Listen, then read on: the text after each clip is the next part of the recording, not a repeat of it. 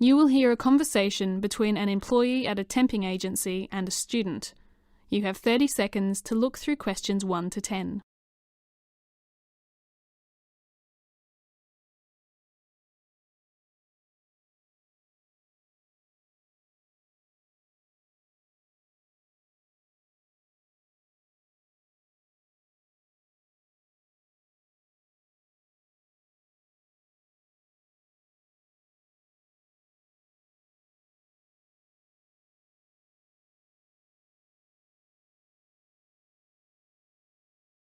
Hi, am I speaking to Betty? Yes, this is her. Hi Betty, my name is Greg and I'm calling from Westminster Education's Supply Pool and Temping Agency. We received your email yesterday regarding our job ad looking for primary school teaching assistants. Do you have a minute to talk? Oh, hi. Yes, sure. Great. First of all, let me just check I have your details right. Is your last name Andrews? Yes, that's correct. And your email address is betty1994@memail.co.uk? Yes. Excellent. So, can you tell me a bit about yourself, Betty? First of all, are you still studying at university or have you graduated?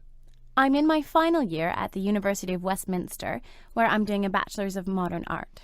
And you're looking for a position to start in September? Actually, it would be better if it started in October, if that's possible.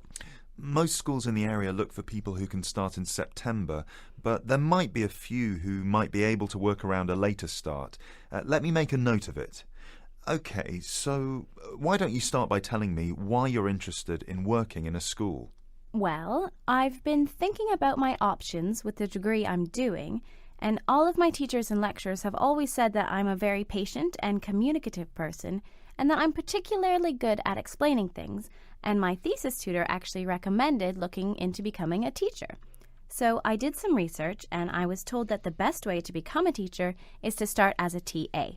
So my plan is to work as a teaching assistant for a year, and then I'd like to apply for a postgraduate certificate in education. Right. And is there a specific reason why you'd prefer to work in a primary rather than a secondary school? Yeah, the thing is that while I really enjoy learning about modern art at university, I don't think I'd like to just teach one subject when I become a teacher. I'd much rather teach a few different subjects to have a bit of variety, you know? And I'm also more interested in teaching children than teenagers, so primary sounds like the best option for me. So I see that at the moment you're living in Southwark. Do you know by any chance if you're going to be staying there after you graduate? Yeah, I'm living with a couple of friends, and we've got a contract until the end of next year, so I can't see myself moving anytime soon. Great. Could I have the full address, please? It's 12 Maymouth Street. Could you spell the street for me, please? Yeah, it's Meymott. Thank you. And the postcode? That's SE1 8NZ. Is that M as in Mike? No, N as in November. Great, thank you. So, the good news is that we've got a few different schools near your area, so it all depends on what you'd prefer and your qualifications. First of all, you are interested in full-time, right? Yes. And would you be open to any evening work? I'm afraid I've got classes in the evenings because I'm tutoring 2 students and I'm also studying Chinese, so I wouldn't be available. Right, no problem. And do you have any experience with SEN? I'm sorry, what's that? Special Educational Needs. Oh, I'm afraid not. No worries. We run a workshop every other weekend on SEN, which you might find useful and which will definitely improve your chances of getting a position in one of our schools. Yeah, why not?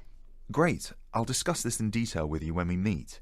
So what I would like to do next is arrange a date for you to come to our offices so we can have a more in-depth chat about your options and how we can help you. How does that sound? Yeah, that sounds great. Would you be able to come this Friday, the 17th of February at 11 a.m? Yes, I think so. Perfect. 17th of February, 11 a.m. it is. Oh, I'm sorry. I just remembered. I've got a class on Friday mornings. Could we do it a bit later, after 1 p.m? That doesn't work for me. How about the 21st of February, same time? Yes, that works for me. All right, next Tuesday then. Yeah. Perfect. Just to speed up the process of signing you up, it would be great if you could bring some documents with you. I'll email you a list so you don't need to write anything down. Okay. So we would need to see your passport, as well as a recent bank statement or any other proof of address. For example, a letter from the doctor or the government. Normally we'd also ask for your university degree, but since you haven't graduated yet, we just need to see your acceptance letter. Okay, cool. I'm also going to email you an application. This is for the disclosure and barring service that you need in order to work in a school. And if you could print it off and bring it along completed, that would be great. Oh, and please bring both the originals and photocopies of all your documents if possible. Yeah, okay. Great. So we'll see you on Tuesday then. Thanks so much. See you soon.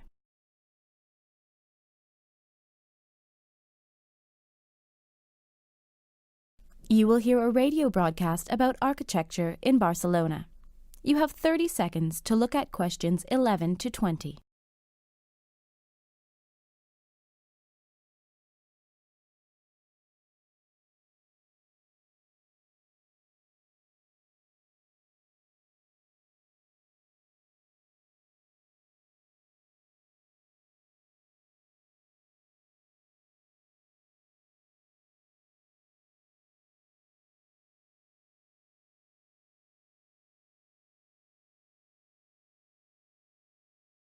Welcome back. You're listening to Salt FM, and this is Silas Harker with Worldwide History.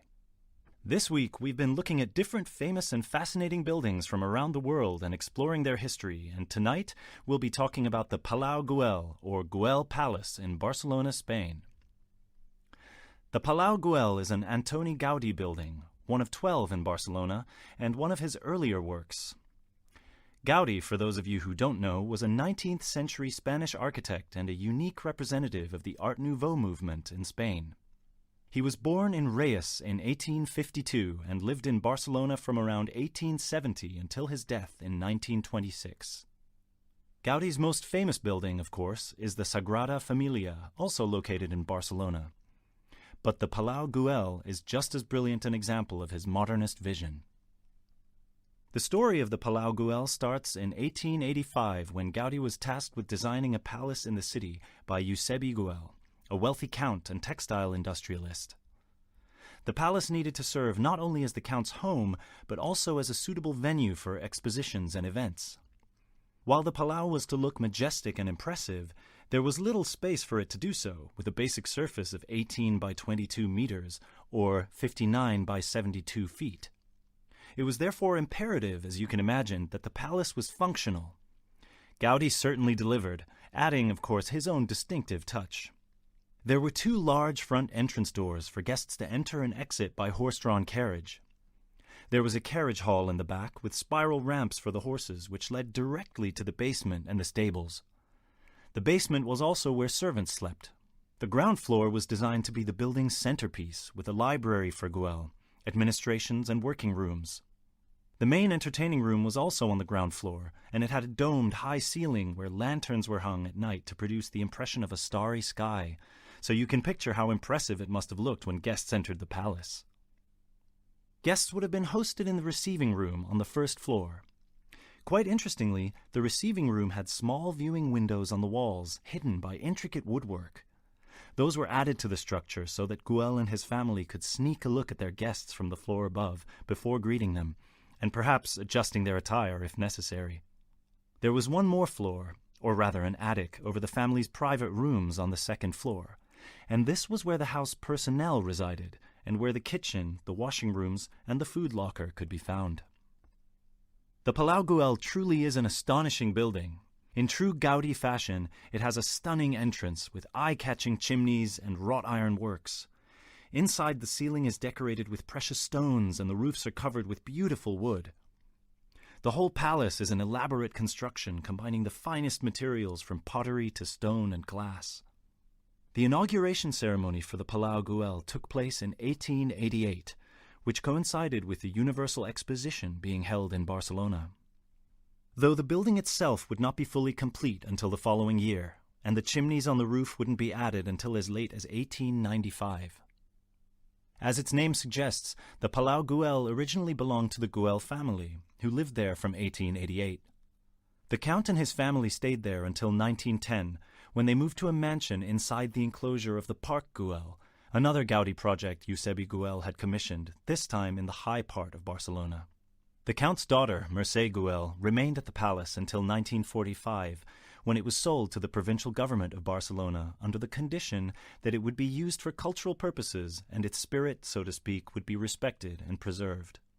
In 1969, the Spanish government declared the Palau Güell a historical artistic monument, and in 1986, exactly 100 years after Gaudi started to design it, it was listed as a World Heritage Site by UNESCO. The same year, the Barcelona Provincial Council established a restoration protocol for the building, following an in-depth analysis of the palace's history and its artistic and sociological background. Restoration started with the chimneys in the early 1990s, most of which had sustained irreversible damage to their covering. The coverings had to be rebuilt with the help of several Catalan artists, who admittedly did an impressive job. By 1993, renovation work had begun on the inside of the palace, and in 2004, the Palau Güell closed to the public, not to be reopened until May 2011, when restoration was complete and all the structural issues in the stonework had been solved. Today, the Palau Güell hosts exhibitions and collections, as well as concerts, performances, and poetry readings. It can be hired for cultural and educational activities, and it continues to receive thousands of visitors every year. So, if you find yourselves in Barcelona, do make sure to pay the palace a visit. As is true of all of Gaudi's brilliant work throughout the city, you won't be disappointed.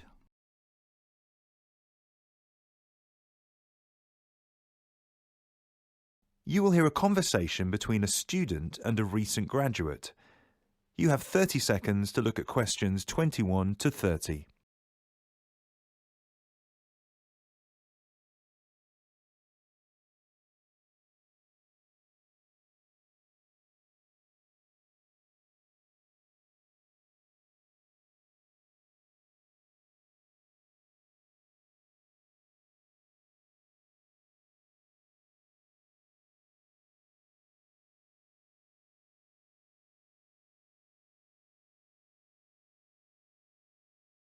Hi, Clark. I haven't seen you for ages. How have you been? I'm good. How are you? You're starting your course next month, aren't you? Yeah, I've been preparing like crazy. I've still got so many questions, and it's so difficult to find answers online or in the brochures. Oh, well, I'm sure I can answer some of your questions. I remember I had a hard time finding information as well when I started last year. Could you? Of course. What do you want to know? Well, the thing I'm having the biggest trouble with is selecting my electives. There are just so many options. Sure.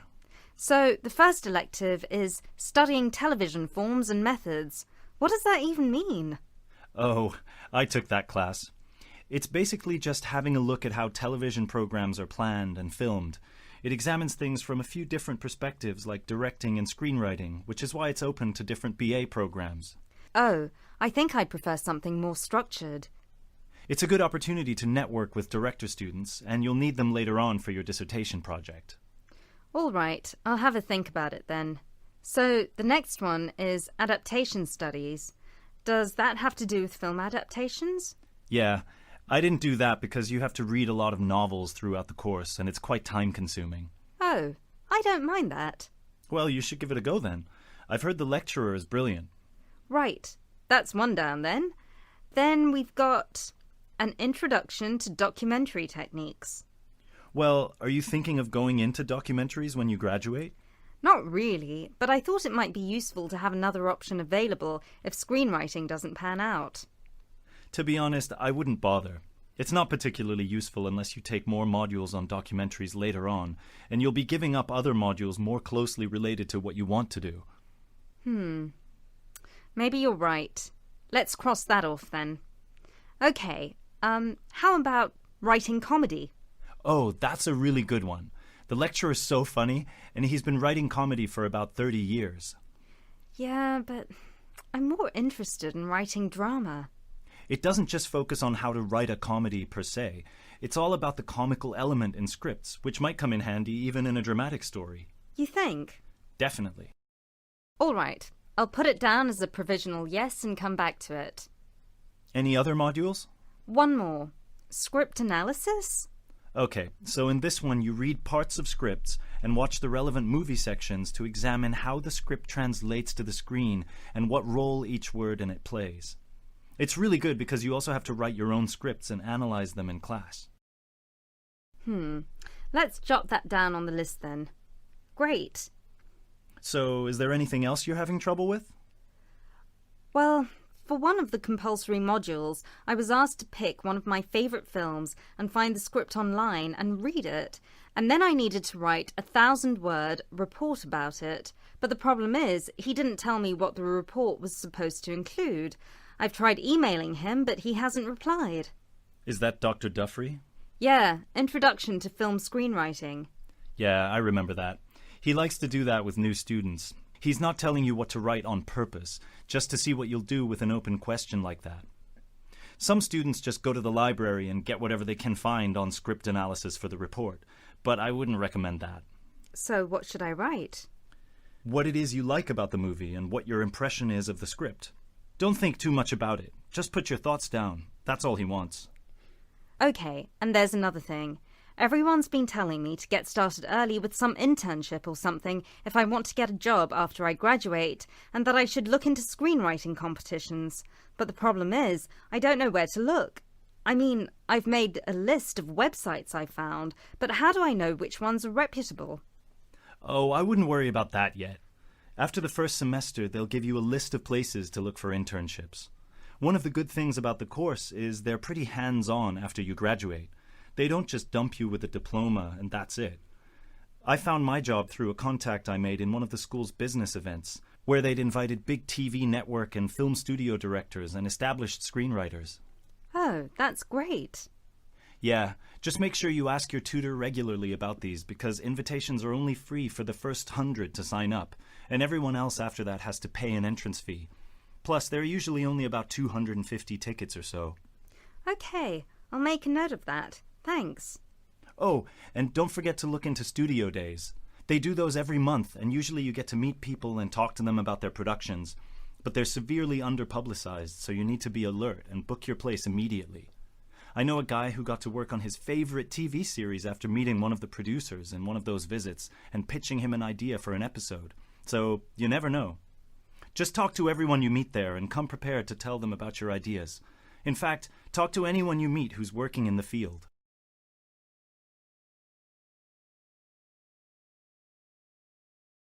You will hear a lecture about the link between fear and danger. You have 30 seconds to look at questions 31 to 40.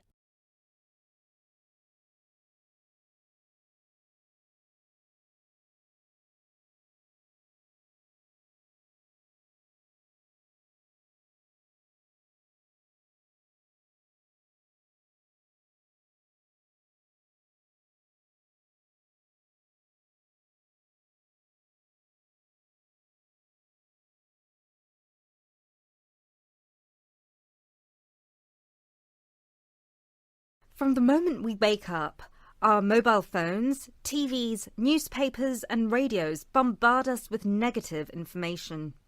There are stressful developments in global news, terrorist attacks, airplane crashes, war and cancer. Perhaps it is unsurprising, therefore, that the average person fears these extreme and, in reality, extremely rare potential threats more than the often occurring and yet more mundane risks to our life. In our last session, we looked at the way people react when they're suddenly thrust into the middle of disaster. In this lesson, we'll look at how skilled we are at actually identifying danger in our daily lives. So, are humans good at assessing risk? Short answer, no. Scientists have known for a very long time that we are pretty rubbish at assessing danger. We fear things that have a very slim chance of killing us and unflinchingly embrace high-risk activities. There are several reasons for this. The first is that many of our irrational fears derive from centuries of evolution. This is why people might be deathly afraid of, say, spiders or snakes. For our ancestors, spiders and snakes posed a serious threat, And so, over many generations of death and injury, we came to regard these animals with fear. The same cannot be said for threats that are more recent, such as car accidents. Give it a few centuries, and who knows, maybe one day we'll have as many people suffering from amaxophobia, the fear of riding in a car, as those currently terrified of spiders. But this is not the only way evolution affects us. In order to survive, we've had to develop instinctive reactions to fear, so when something scary happens, we don't need to waste precious time evaluating the danger before we flee. That's why people jump when someone suddenly lunges at them, even if it's a friend playing a prank. The problem with this in our modern, relatively safe world is that fear strengthens memory, which means that disasters such as terrorist attacks or airplane crashes stay with us long after they're over. And even if we didn't experience them directly, the constant media coverage makes us feel as if we were there. As a result, we overestimate how likely they are to happen to us, while underestimating other far more common risks such as heart disease or car accidents.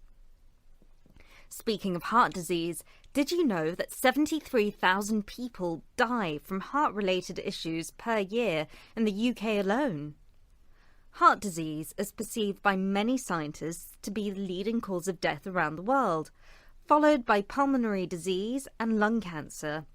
Yet, far more people fear cancer than they do heart disease, and the reason for this is a sinister one. Whereas cancer can strike anyone, anywhere, heart disease is the direct result of years upon years of wrong lifestyle choices. And as humans, we're ill-equipped to deal with disaster that takes time to build up, even if it's actually easier to do something about it. Going back to airplane crashes, what do you think it is that makes people so scared to fly? I'm scared of flying. I know it's irrational. I know that accidents are extremely rare, and I know the statistics suggest the risk decreases each year, but I'm still scared of flying. For me, and most others scared of flying, the underlying issue is quite basic. It's the lack of control we can't hack. Humans are calmer when they can control a situation. When you're behind the wheel in your car, it's you who decides where to go and how fast, and it's you who will have to react if something goes wrong. You might be terrible at reacting, but you'll be in control. In an airplane, you relinquish control to the pilot and the crew, and this is incredibly frightening for many of us. 2 more things. Think of the last time you exercised. How did that make you feel? Did you get a sense of accomplishment when you were done? Of course you did. Exercise releases endorphins. It makes us feel happy, and we also feel proud after completing exercise, especially if it was really difficult. Now, ask yourself this. What did you do after you finished exercising? Perhaps you spent the rest of the day being virtuous and restrained. For many people, this apparently comes with ease. Or perhaps you're like me, and you proceed to cancel out the beneficial effects of exercise by eating more. A bar of chocolate you wouldn't normally allow yourself, or an extra helping of dinner, for instance. I call this the balancing out effect. Many humans tend to offset a good thing with a bad thing. We tend to think we deserve it, or, in the case of risk, that we're safe. That is why studies suggest that people take more risks when they wear their seatbelt in their cars, and why car accidents in snowy conditions actually happen to drivers of 4-wheel drive vehicles more often than not. We have a tendency to substitute one risk with another, and this tends to cancel the safety precautions out, or even sometimes tip the scales towards more danger for us. This tendency to balance things out leads me to the final reason I'll be mentioning today, which is the balance of benefits and risk. If I asked you to pick between your children playing sports or watching TV, what would you pick? Most parents, if not all, would obviously pick the former. Yet, in 2006 alone, there were 13 reported cases of death amongst teens due to football-related injuries, but there has never, as far as I'm aware, been a reported case of death caused by simply watching television. So, why do we prefer sports? Because of the benefits the activity can offer. Sports are not just fun. They teach us to be sociable and work in a team. They make us physically fit and give us experience and knowledge we can use in our future careers. Watching television doesn't offer any of that. And even though the risk attached to it is smaller, because the benefits we see are also smaller, on the whole we regard it as worse for us than sports. In other words, we are willing to ignore the threat of danger if we believe there to be something we can gain from it. Let's look at a case study which I hope will illustrate some of the main points here.